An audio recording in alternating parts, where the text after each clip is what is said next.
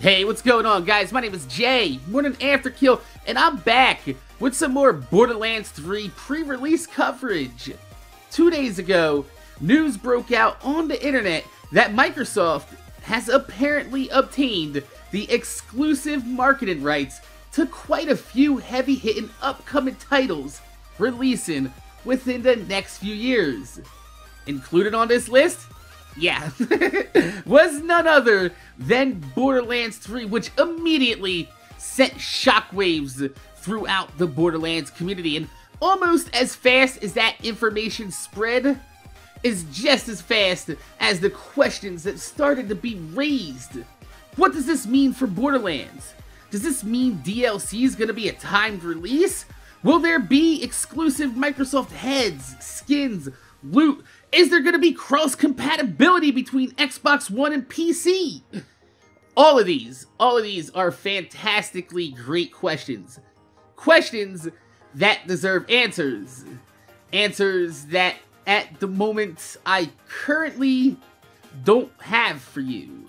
Answers that I'm sure we'll get once the partnership is officially announced. However, the biggest question asked is probably the most important question of all, and that is, if Microsoft gets the exclusive marketing rights to Borderlands 3, does that mean that this game will be on Windows 10 Marketplace, or will it be available on Steam? That is a damn good question, and believe it or not, the answer to this question is absolutely vital to the success of Borderlands 3. Well, let's face it, even though the PC side of the Borderlands community is technically 1/3 of the collective community, it still makes up over half of the entire player-based population. Since 2012, Borderlands 2 has sold in excess of 12 million copies total. God damn! But 8 million of that was sold and purchased through Steam. That means like roughly 70% of copies sold were done so through Steam. 8 million copies. That right there, that's the type of number that you don't casually shake your dick at. However, like I said, the cause for concern is totally warranted and valid, especially since Microsoft hasn't had a very good track record with their own PC gaming marketplaces. Anyone out there that's played Gotham City Imposters on Games for Windows Live? Yeah. You know the nightmare that I'm referring to. In fact, the performance of that game service was so poor, it forced Monolith to eventually ditch Games for Windows Live and port the game over to Steam and restructure it with a free-to-play model, since they couldn't rightfully charge anyone for a game that they've already purchased through Games for Windows Live. It was terrible. It was absolutely terrible.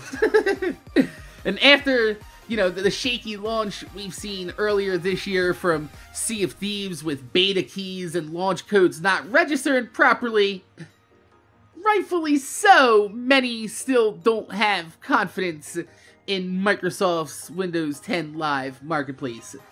Myself included. But there's light at the end of this deep, dark tunnel down memory lane that we just traveled down.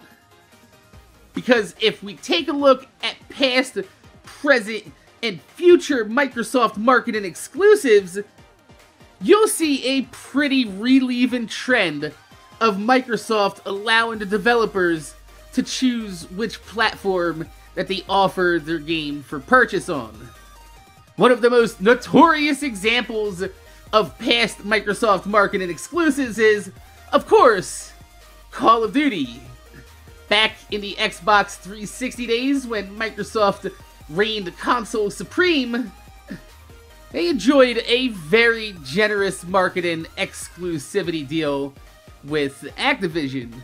Even in the days before they dismantled games for Windows Live, Call of Duty has always and forever been available for purchase and play via Steam.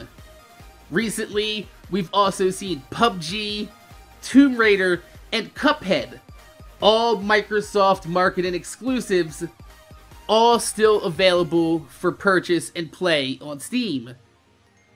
And you can goddamn guarantee that EA's upcoming looter shooter Anthem, which is another marketing exclusive, will be available for purchase on EA's own Origin marketplace, much like The Division, which was, once again, another past Microsoft marketing exclusive.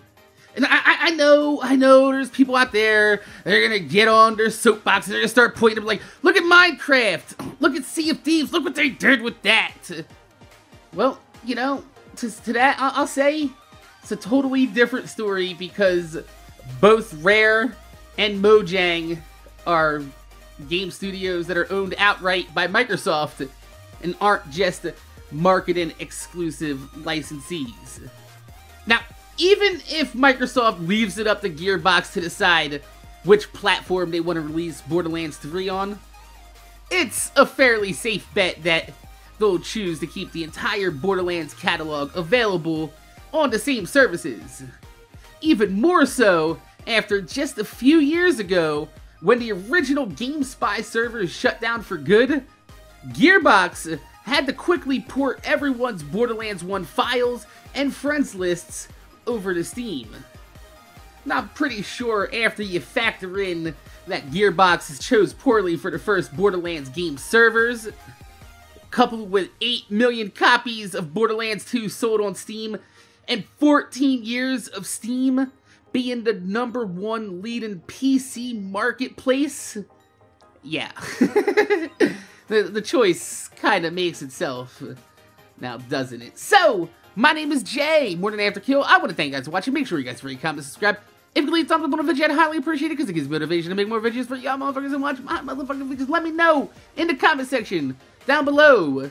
Does it relax you a little bit more knowing that Microsoft doesn't really seem to be interested in forcing their marketing exclusives to be exclusive to their own gaming services? Or are you still just a little bit uneasy knowing that Microsoft's still involved in any way, shape, or form with Borderlands 3? And if so, tell me why in the comment section down below. My name's Jay, MorninAfterKill. Thanks for watching, and I'm gonna see y'all motherfuckers later.